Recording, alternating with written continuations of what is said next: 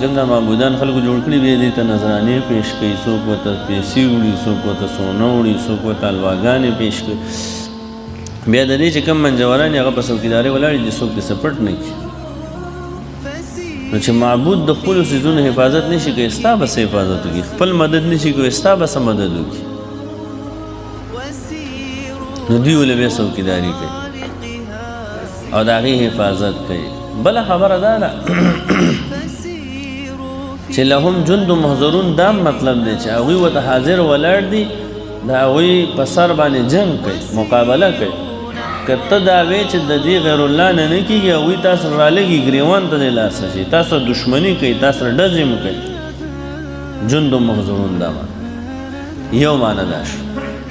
دویمه معنی دا ده چې وهم لهم جند محضرون، دغه معبودان ولا حاضر لښکرې، عابدان نه معبودان، یعنې د دوی